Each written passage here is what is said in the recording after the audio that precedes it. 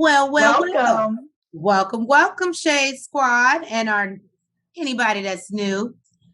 We are jumping into another review of Before the 90 Days, and it's Tell All Part 2. So hopefully this will be the end of it, right? I'm just saying. But thank you guys. I'm Treese. It's Nels. Yes, I realized I forgot to say that last time. And I was like, people might not know who I am if it's your first time coming in. Please make sure that you hit that like button and the subscribe button. You subscribe so you can get all of our great content and all of our silliness and, just greatness that we bring. Thank you, Shade Squad. By the way, we see the growth. We appreciate you. As you know, we believe in positivity and an attitude of gratitude. So thank you so much. Let's keep it growing. Share us with your friends. And let's jump right into Before the 90 Days.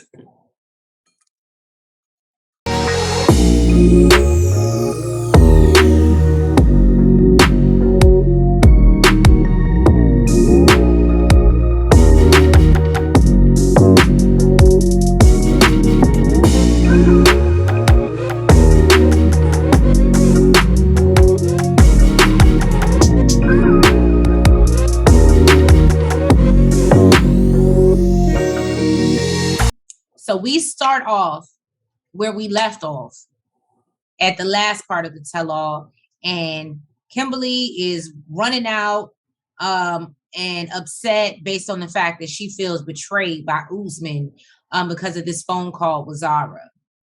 So Jamal, her son, of course, is by her side trying to console her, and she says she just really doesn't know what she's going to do because she basically makes it seem like her real issue is that he's never lied to her about anything. He lied to you about the song. If you ask me, based off of what I seen this season, he lies to you on a regular basis. But okay, whatever makes you feel better. So yeah, and she basically was just like, Trace, I'm gonna drink my water and mind my business. I'm just saying. He's a consistent, what did Dave Chappelle say? He's a habitual line stepper. So, I mean, I just don't understand. And she out here commenting on other people's relationships. Right. So she returns to the studio with Jamal. And basically, she sits down and then she lets the cast know she didn't know anything about that phone call. And basically that's what really upset her. Sean basically says, or ask Jamal how he feels based off the footage that they just saw. And he said it looks like he still has a connection with Zara. And he says it was super disrespectful. And Kimberly agrees with her son. So then Usman gets all upset, trying to defend himself. And he says he has nothing for Zara. And if he wanted to be with her, if he wanted to cheat, he gets all the hoes. And basically, y'all ain't going, if he didn't want to be with Kimberly, he could be with somebody else, but he's with her. And I said, oh, wow. Usman. Do you know how old Usman is? I feel like he's in his 30s. Now you're going to make me go look it up. Because that just sounds like boy shit. Yes. Yeah. If I wanted to cheat, I could cheat and I get off. Yeah, I'm in a whole nother country, bitch. I don't know what the fuck you doing over there. So if you want to cheat, you probably are. Well, what the fuck that got to do with what he's 32 years old. So that'll do it. So then basically, Usman tries to deny everything and basically says he really cares for Kimberly and that he never had sex with her. So he doesn't understand what the problem is. That it was just a phone call. And that he would never, ever cheat. So was it Ella that brought it up that it was just a phone call, sir, but it was literally after your girlfriend left? Ella did bring that up. Yeah, she was but your girlfriend left and now you're on the phone with Zara. Like, Ella adds in her 2 cents. And then Jasmine also chimes in and is like, No, all the dirty exes. See, it's a everybody got an issue with the ex and basically leave these hoes alone. And she lets her know like it's fucked up because first of all, yeah, leave the exes alone. She was like, it's always like there's an issue with the exes, right?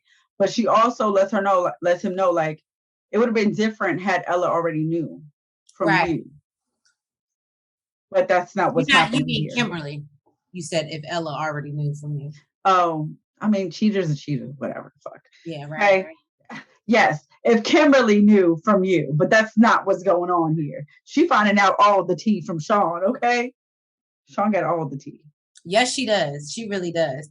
And basically, I mean, she basically lets us know that she's going to have a conversation off camera with Usman. Well, hold on, no. Because I love the fact that Hamza jumped in.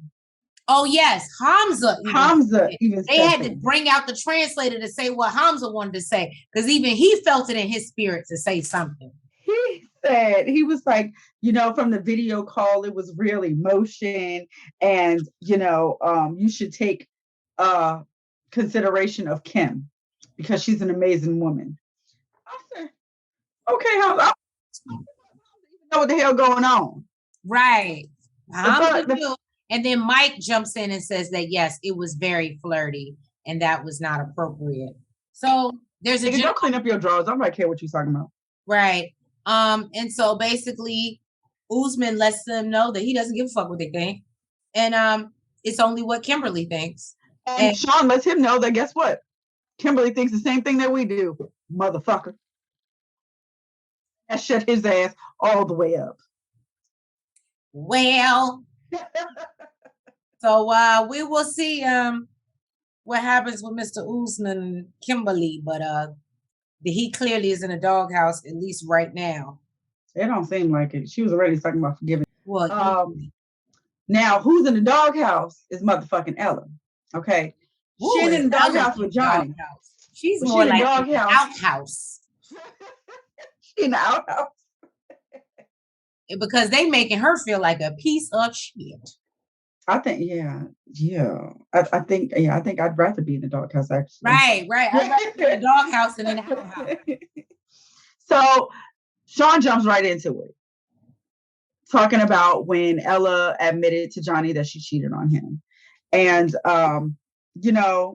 basically Ella, I'm going to just say, Ella, more power to you, boo. Because you held your own. She tried to. She tried. She really did try. Ella was getting it from every direction on that stage, y'all. Yeah. Every direction. It won't. I don't think there was one person that wasn't coming at her, except Ximena and Mahogany. She just wanted to know. So Sean asked her, how they're doing, and she was like, "Oh yeah, we're doing very, great. Very strong. It's awesome." Exactly, and nothing's happened since the incident. And 2 years is a really long time to wait. So Memphis, I'm saying, Miss Sexy Time. And she's like, then don't be in a long distance relationship if you're that vulnerable. And don't put yourself in situations like that, which I can agree with. Okay, I can agree with. My thing is, if you got somebody there, why are you even in a long distance relationship with Johnny? Because he's her samurai king. But you're willing to risk that for whoever the fuck you're not willing to deal with back home. Well, the math ain't mathing. It's not making no sense. Memphis tells her, like you can do little things like the sexy time, and because she understands that things get hard. And even Jasmine chimes in and she's like, bitch, I like sex, but go get a toy. Even Usman is telling her to get a toy. Mr. Traditional African man told Ella, bitch, you need to go get a toy. It should never be that serious. And Kimberly, Miss Glass House, over there talking about, I have zero respect for you for cheating on Johnny because you're in an international relationship. And that's the one thing you can't do because that's trust. Well, you don't know what the fuck your man over here doing. On the same day you got on the flight, your motherfucking man was right on with Zara. And then he made a whole song about her and had you fly out to come listen to it. But you want to talk about that later. You want to address Ella's shit now, but you want to talk about that later. Well, that part. And then I thought it was really interesting too. Memphis, when she was like, "Do you need to be coddled by somebody? Like, what is?" And she's like, "I like physical touch, guys. That's my love language. I like physical touch." And Jasmine's like, "Well, bitch, if you needed physical touch, you don't go get in an international long distance relationship." I said, "Well, they might have some points, Ella. I mean, we like you and all, but they might have some points." So we said Sean was coming with the tea, right? I don't know if it's tea. It might be champagne. It might be wine, because this shit it's got a little kick to it. Right. Okay. No kickback. Sean is like, "So this is the only time you cheated on him?" And Ella agrees. She's like, "Yeah." Like, so she was like, "So what happened with your birthday?" Like, I'd have been like, "Sean, these are fighting words. What's up? Like, yo, we like, what's up? You got an issue with me? What the fuck is the problem? Because you coming at me, homie. You putting all my business out here. What the fuck is up? I thought we was cool, Sean. It couldn't have been me, because I got up. I'd be like, "Sean, let it kick my ass off the stage. What's up?" Right? What's up, Sean? Like, did we not just talk about the first time and now you back? Exactly. Now you're back with another one. Okay. So basically, Ella, she talks about, yeah, okay, like she did fly a guy did fly in to hang out with her for her birthday. She met on the Asian dating same app that she met Johnny. I said, "Ella, you are not helping your case." I would have said it was a nigga down the street. Red flag, Johnny, red flag. He apparently spent the night at her house. And she says that they weren't intimate. Of course, nobody on stage. And he slept in her guest room. Yeah. But Johnny says that he wasn't aware of this. And she's like, "No, I remember, Johnny. You don't remember? I told you." And then she apologizes for there possibly being, a miscommunication. Because she would have never invited him if Johnny wasn't okay with it. Johnny says that he wants to trust her. He's not sure if he necessarily believes her. Oh. And I think he has good reason. Right.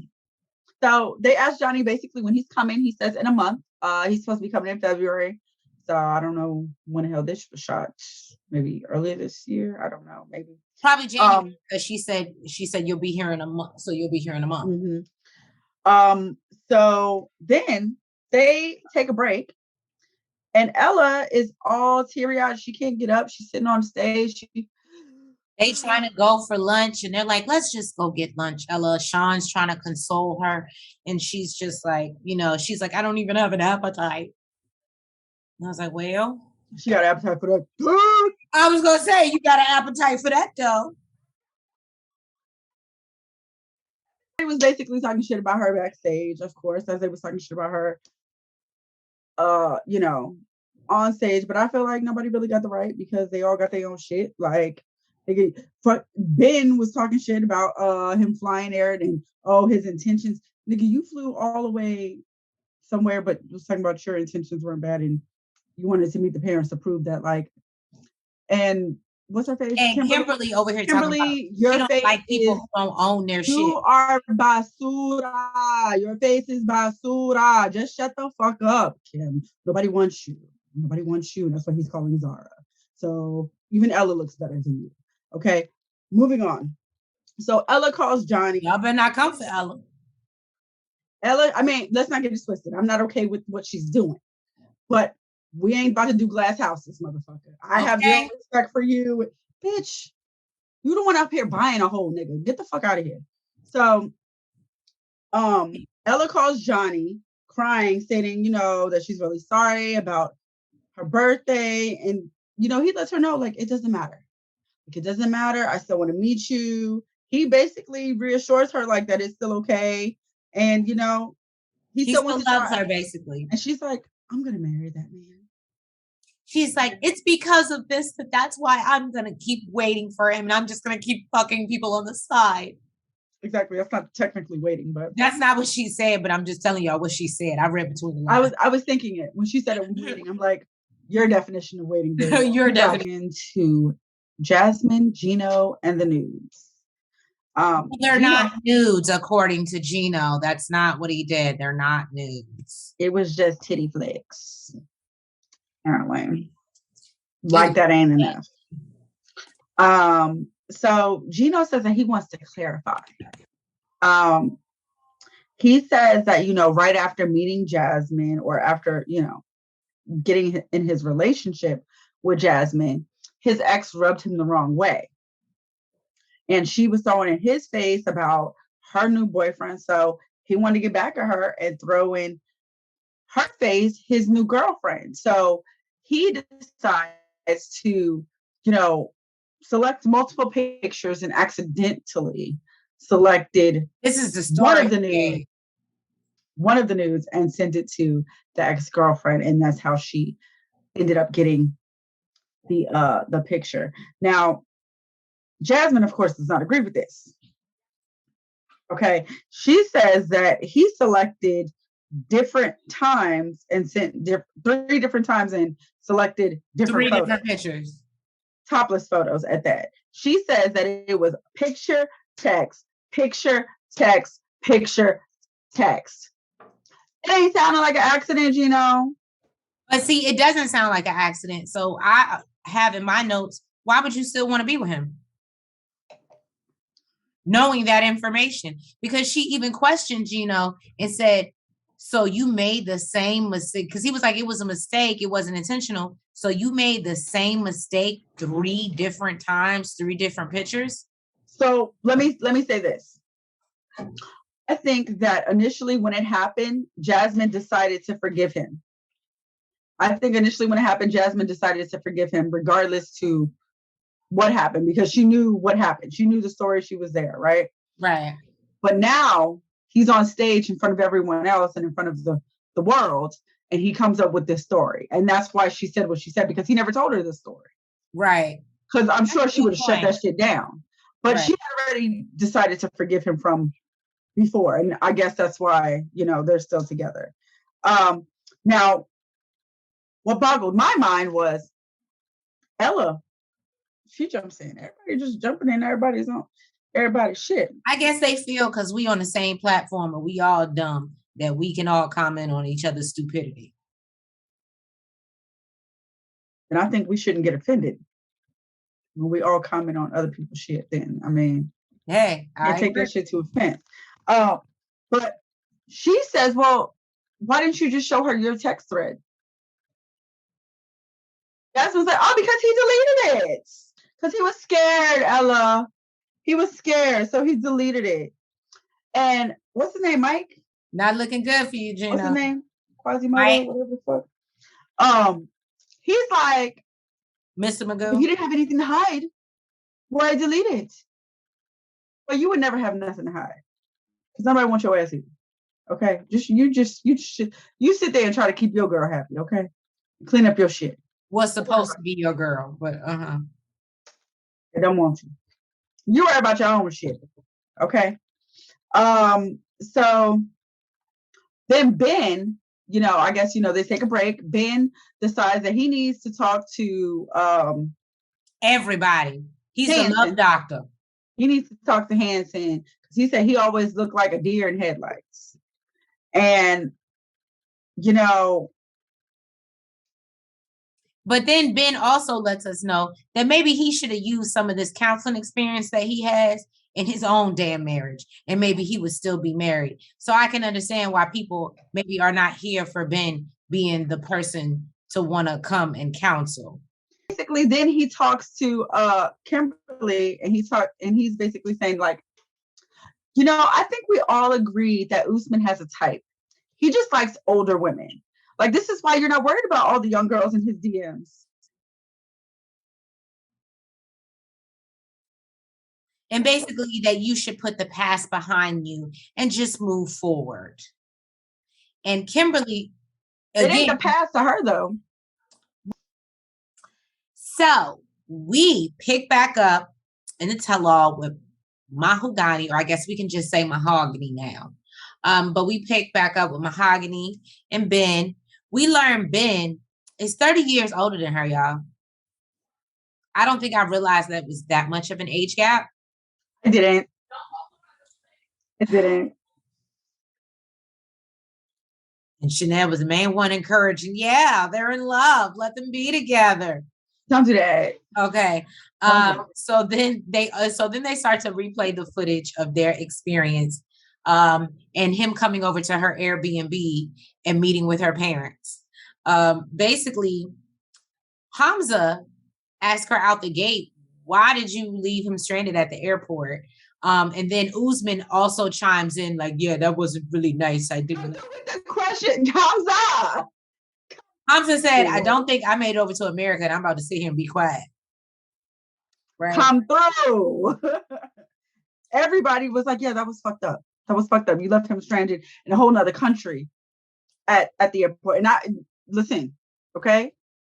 Going to another country where you don't speak the language and they do things different than they do here, trust me, if you don't have somebody there to pick you up or looking for you, it can be a little scary. Well, Sean asked her, well, why wouldn't you have texted him if you weren't going to show up? And she said, I did. I texted him and I called him. Y'all don't remember that? At the airport, though, because no, bitch. What you're not about to do is get off on that. You're not about to get over, okay? Because how much time did you have to say you wasn't coming or don't come?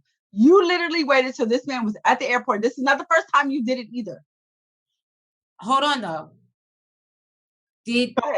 Did we not see a scene where she says, do not come, and he still got his ass on the plane? That was when he was at the airport. He was already at the airport, checked in, ready to go on his flight. And she said, my parents are worried about your intentions. You should not come. And he said, I'm going to still go. Even Mike and a couple other people on that stage, so they probably would have just took their ass home. That was, no, Trace, you must have missed it, boo. You must have missed it, okay? You must have missed it. Because that was after he spent 2 days waiting for her to respond. That was already after he got there. Waited 2 days for her to respond. And they said, oh yeah, I probably would have just went home from it. But what you're not about to do is make me spend my fucking money. Go check in for a fucking flight. I get to the motherfucking gate and then text me or call me and say, don't come. And this ain't even the first time. Bitch, who the fuck got money to be wasting like that? But you're not about to keep on making me waste all this money. Wait till I check in for my flight. Go to the gate and then say, oh no, I'm not. And I'm sure it's not a cheap fucking flight. No, but I think it also has a lot to do. It goes back to her immaturity and her age, and which she wasn't totally aware of her age. You knew she was close to the age of your daughter. That's all you knew that. So yeah. He thought she was mature for her age. He thought so. Little did he know the bitch was lying the entire time. So then they bring on their good friend, his good friend, Jessica. Now, Jessica, we remember her name came up earlier because apparently, what's the boy name? Gino. Hanson actually reached out to her. Hanson needs to shut down his social media. That's what it sounds like to me. Hanson need to get off social media and these dating sites and these dating apps because it's going to have him. That's the only way anybody would ever want to talk to him because you can filter your pictures. You can wear your hat. Nobody knows what you actually fucking look like. Mm-hmm. Any time you're in person and can see this motherfucker in real life, guess what people are going to do? Walk straight past his ass. Yeah, I guess I can see that. But yeah, no. So then it becomes like a shit show real fast. She's addressing Mahogany about basically you were scared to FaceTime Ben or do a video chat with him, but you all over Facebook out here showing your whole ass, Miss Holier Than Thou. And then she's like, well, Ben says, bitch, that you like a lot of drama, and clearly that's apparent, and that's what you came for. And you're clearly much more mature than me. You're clearly older than me. So for you to be coming at me, I said, well, okay. Well, first of all, what we need to address is the fact that Mahogany don't address shit. Mahogany, she does not address. She deflects a lot. A lot. Okay, a lot. Because I would have loved for her to address that. I would have loved for. She said, "I found your Facebook, and you got all these bikini provocative pictures, but you scared to FaceTime the person who's sending you $1,000." Yeah, I was going to say, love so much. Send her $1,000. Mahogany says she was trying to borrow $1,000 and she was going to give it back, but Ben told her no. What that got to do with you not FaceTiming, but you ain't got no problem putting your half-naked pictures online, though? She said she was young and she felt as if her English wasn't good, and he made it seem like it was going to be like a first date. And she was like, I'm like 21 years old. Why would I want to have a first date with somebody like an older man like this, like that? I would think that would be much easier than him actually flying to see you in person and having a first date. Would it not? Kimberly lets us know. She chimes in and basically is like, Ben, you a sucker. And she got you good. You a sucker. It's like you comment on everybody's relationship, but yours is the worst one here. I disagree. I disagree because Kimberly, you are a sucker as well. Usman is definitely riding. He didn't bring her an iPad and a PS5 and couldn't get a kiss and shit like that. I mean, she didn't make no song about him and I'll say this: Usman gave Kimberly more than Mahogany gave him. As he should have. She spent how much? She paid for it. That's true. That's true. But she still had to beg for the dick. She had to beg for the dick. She had to beg for the kisses. She couldn't even get a kiss goodbye. Yeah, that's true. So then they talk about the miscommunication with her age. But then Mahogany admits that it really wasn't a miscommunication because she lied. So she did admit one thing, that she flat out lied. I'm so proud. I'm so proud. She made me so super happy and so proud that she actually admitted to one of the lies she told. She still didn't admit that the Airbnb was an Airbnb. But, And then when Sean asked her why she lied about her age, she was like, because she was trying to protect her safety since she was out here meeting men online. And I think somebody even said, what difference does a year make? Like 1 year. And then Ben's like, it's 2. It's 2. And so Sean asked him, well, if you would have known she was 2 years younger, would you still have dated her? And he's like, oh, it's only 2 years. It's only 2. He's like, I don't know. It's 2 years. I don't know. He would have. No, they, you know what? They may be perfect for each other because they're both kind of full of shit. Yes. Because then, as I said, Mahogany said she was just borrowing. She was going to give it back. But then what got really crazy was when they show us footage of when Ben took his ass back down to Peru. A second time. Yes, apparently he told her that he was going to come down with no cameras to show her how much he loved her, and it wasn't about the cameras and shit like that. And it looked like they had a really good time, actually. After she stood him up a couple times, and he would have to randomly find her on the beach. That's that part is true. Stupid stupid does. I'm just saying. He did just randomly find her on the beach. It was weird. She was supposed to meet him. She would go missing, stand him up, and then he would like just a whole hour, but just and then she would just be there, and then he would just go back and love on her because their love and connection is so. Ben, you are the fool. But fool. So apparently, maybe he got tired of it. He got aggravated, and he said that he just let her have it. He told her everything that he felt, and she finally showed some vulnerability and said, no matter what, I love you. and she drew your ass back in and suckered your ass back in with just that one fucking statement, because supposedly they're together now and they plan to live happily ever after. And we're walking through the park, and a year from now, that same park they're walking through, they're going to be married, walking through it. Let's see. Jasmine lets Gino know that the way he continues to chase Mahogany gives her pervert vibes. I think he's given us all that, except Nels, who continues to defend it. Well, because you know why? Because Jasmine has no room to talk, because look at Gino. Oh, that's true. That's you're come on now. Come on, really? That's the point. Just looking at Gino without him saying 2 fucking words gives you pervert, creepy fucking vibes. So basically, when Sean asked her, well, asked Mahogany to confirm whether they're together or not, she says that she needs Ben to prove his love, and the fact that he lied about the cameras being there and she didn't realize that they were being filmed, she feels like he's a liar. She would just let this bitch go, because bitch, you lie about meet me somewhere, and I waited over an hour and then found your ass just hanging out at the beach. But had I been sitting there waiting for you, Lord only knows how long it would have fucking taken me. How about we talk about what the shit you lied about? Well, there's that.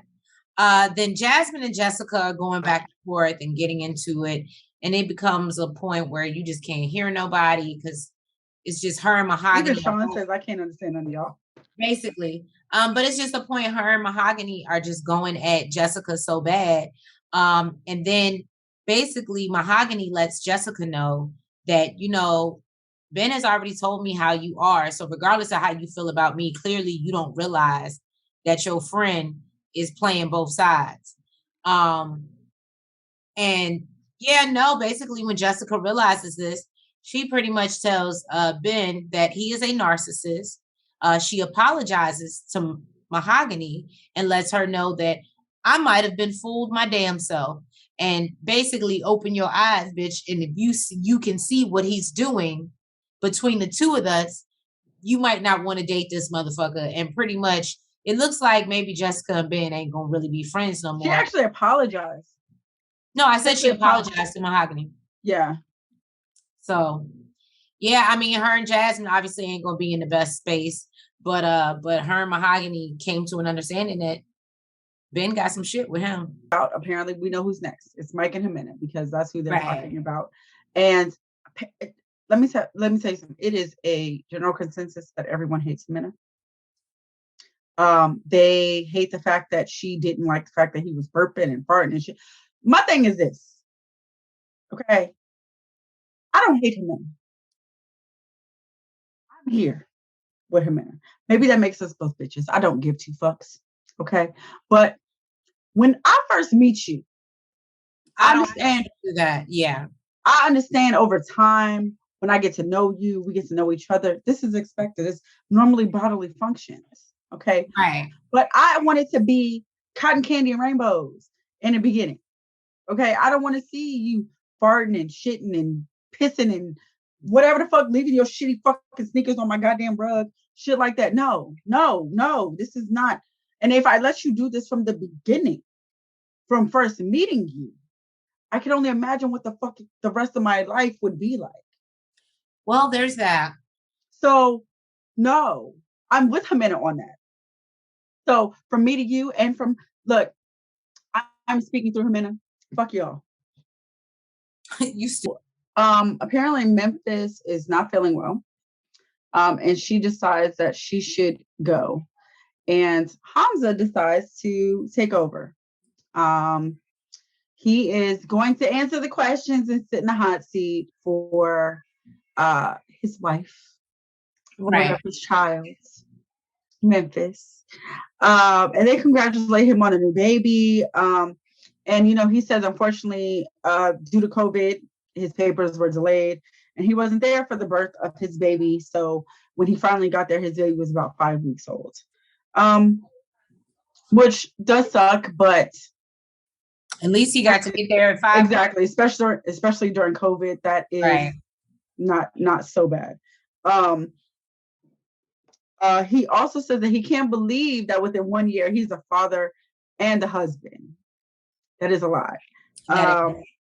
He says it's a lot of responsibilities, but you know, it is what it is. He gonna do what he got to do. Right. And you know what? You know what though? Seeing Hamza as a husband / father compared to when he was in Tunisia, you actually see the growth and you actually see the maturity. Right, right. I mean, even his conversation that he was having, not that he was super duper immature before. I felt like for the age he was, yeah, he had a good head on his shoulders, but I don't know. Hamza's giving. Okay. Right. Jump into Mike and Ximena. Everybody's favorite couple. Okay. Everybody's favorite couple. Ximena does agree, you know, that they are back together. And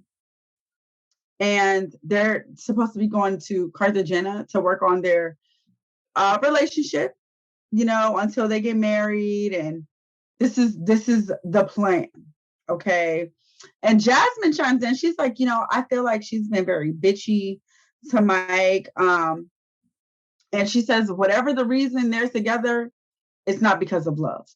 Right. Now, the reason why I personally feel like I don't have the same hatred for Ximena is because we learned something towards the end of the season, and we learned how they met, and we learned that he told this woman to quit her job, and I will take care of you. I will pay your bills. True. Stop doing cam, and I will take care of you. So this, to me, was never a love relationship. To me, this is it's a, what is it? It's a like an agreement, right? Like a, you know what I mean? Like they have a mutual agreement. You scratch my back, I like a relationship. Now let's not get it twisted. But I don't want to touch you. I'm not. I 100% am sure that he expected to be in a relationship, get a wife from doing all these things for her, but it's not guaranteed.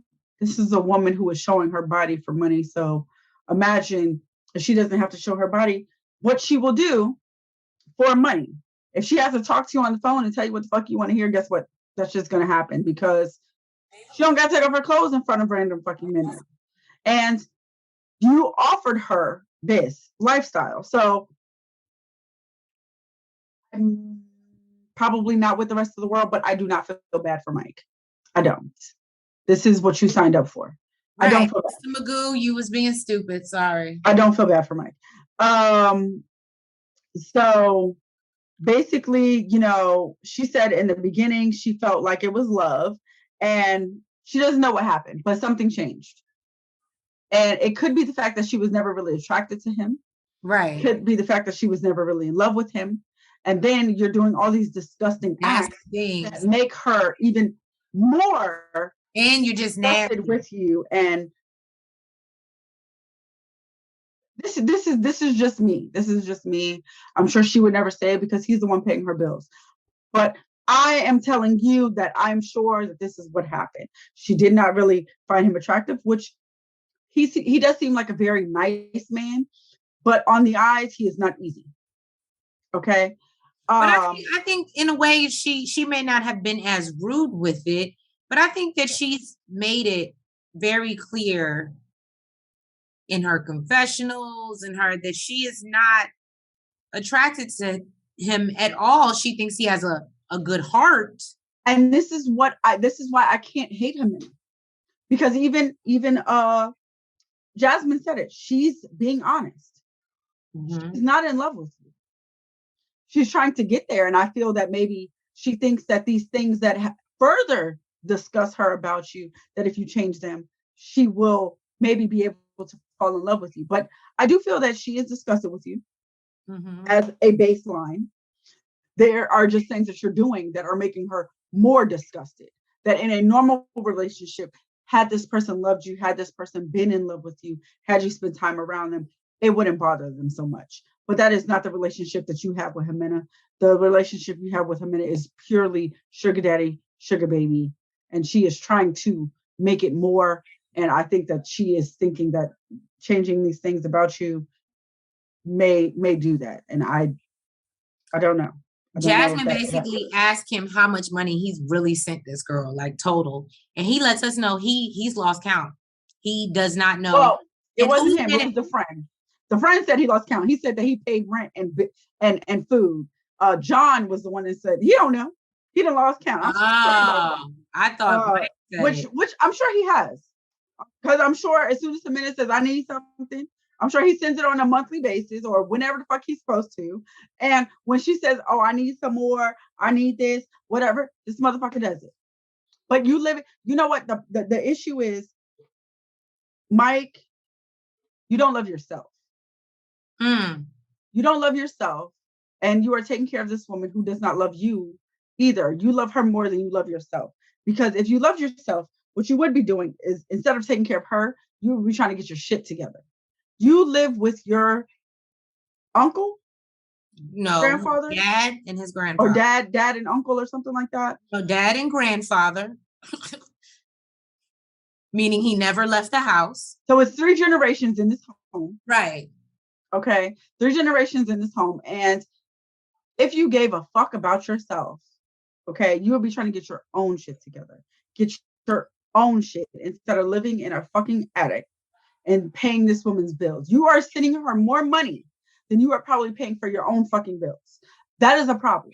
And this is why she does not respect you. This is why she doesn't love you, because she can see through all that shit and she can see that you do not give a fuck about your goddamn self.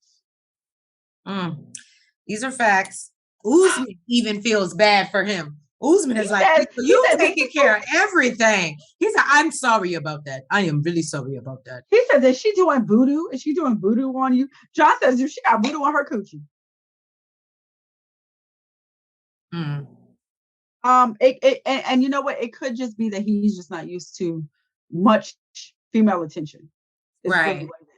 Because he's breaking down on stage like, no, because everybody's trying to tell him. Even Hamza chimes in and basically tells him, yo, bro, I think you got a spell or something on you, because she's clearly telling you what it is and you're not hearing it. You're not receiving what the fuck she's saying to you.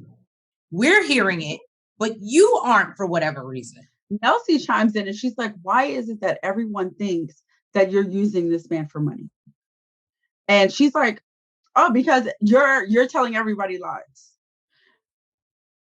And she's like, no, you're just a gold digger. So, Ximena gets up and leaves because she's aggravated. She does not like Nelsie. Apparently she is not. They ain't cool. And Mike is on stage. Please bring her back. Make her come back. I want her to come back. It sucks because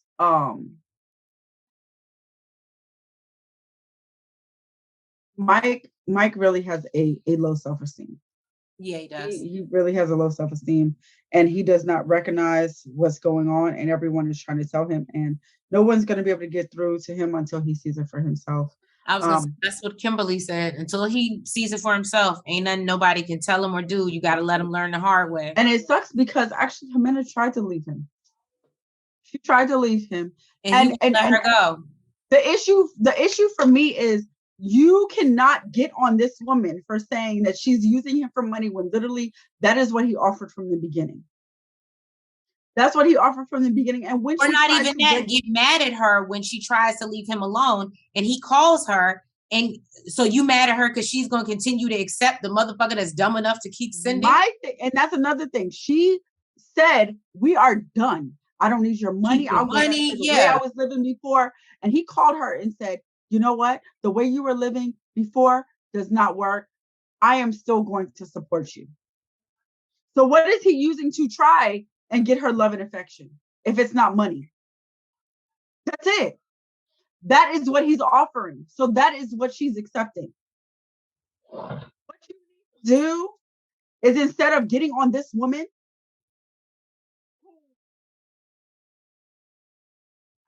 I can't blame her. Okay? I can't blame her.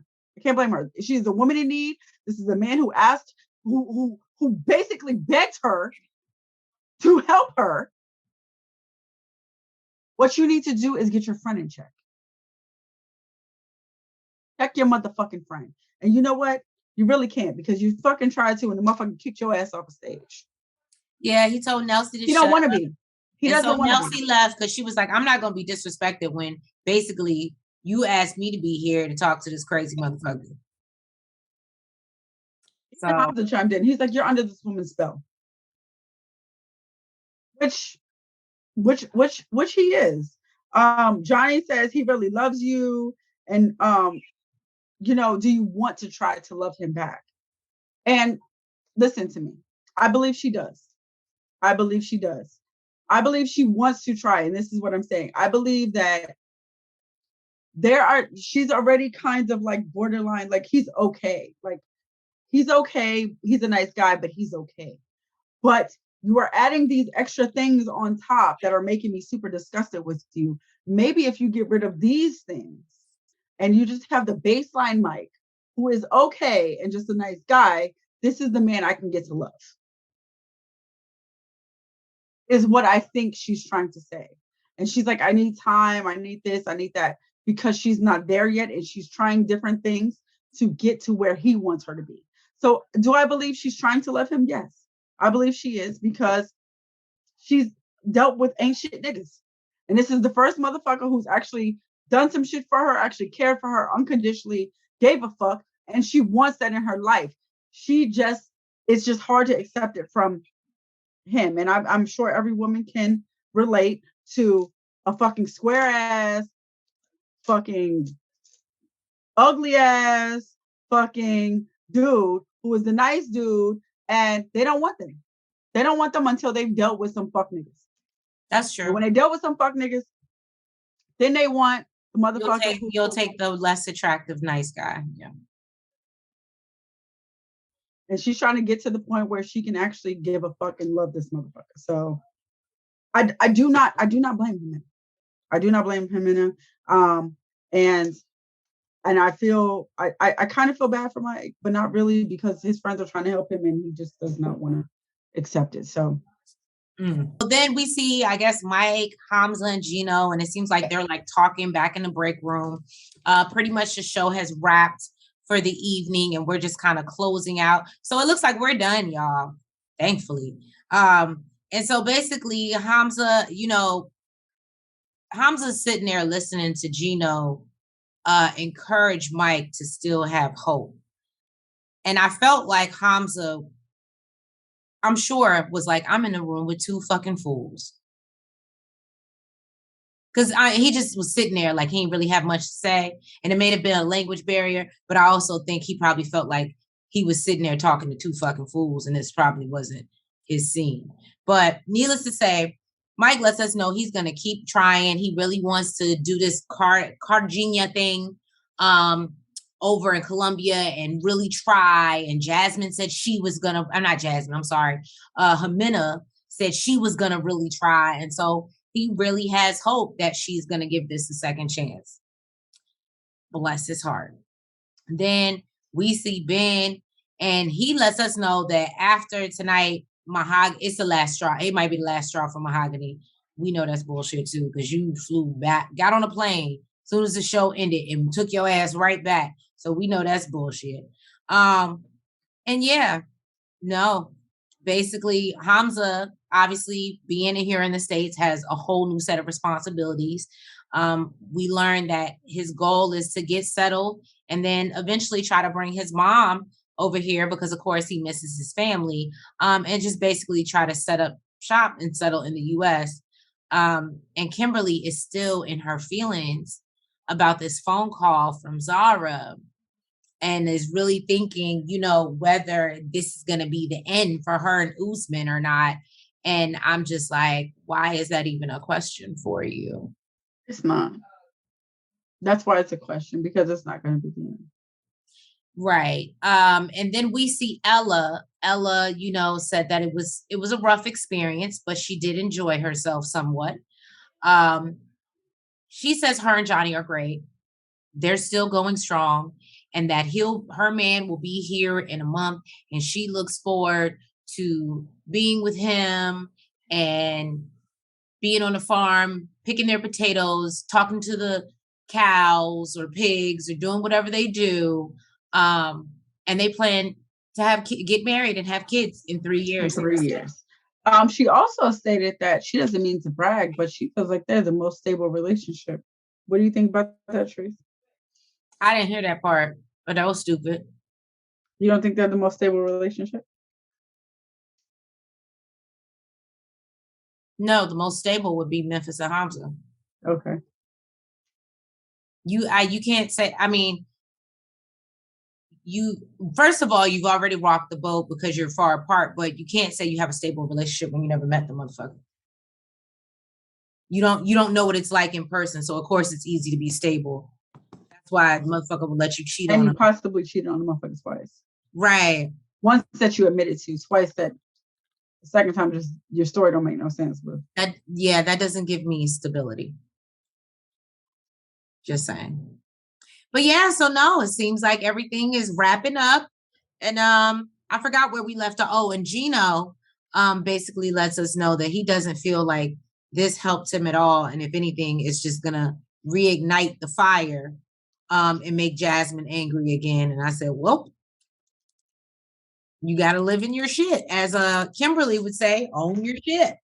So there you have it. Need to be having that conversation saga with her nigga. Right. So yeah, y'all, the never-ending saga has finally ended. Thank you guys for sticking through this whole long ass season with us. I think this is the longest I've ever seen them go. And you know what? We'll probably be back next week for another episode of some other franchise, because let me tell you something, TLC be things out with the 90 days, okay? They be about their checks. But yes, we do have a new season of 90 Day Fiance coming up. I'm not sure if it premieres this Sunday or the following. But yeah, we do have a new season coming up. So definitely stay tuned for that.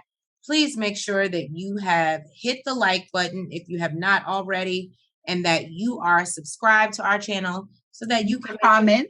Yes. And you hit the notification bell. And hit the notification bell. And please make sure that you are following us on all platforms. But thank you guys for closing another season with us. We got a few in the books now. I'm proud of us. And again, like I said, this was a long one. So we thank you for sticking it through. And thank you, Shade Squad, for making this what seems like the favorite. We keep giving it to you because y'all keep coming back. So we appreciate it. We love you. And we hope you come back for the next season. Right. Love you guys. Have a great night. Mwah. Front, back, side to side. Make sure you go like and subscribe. Front, back, side to side. Make sure you go like and subscribe. Hey!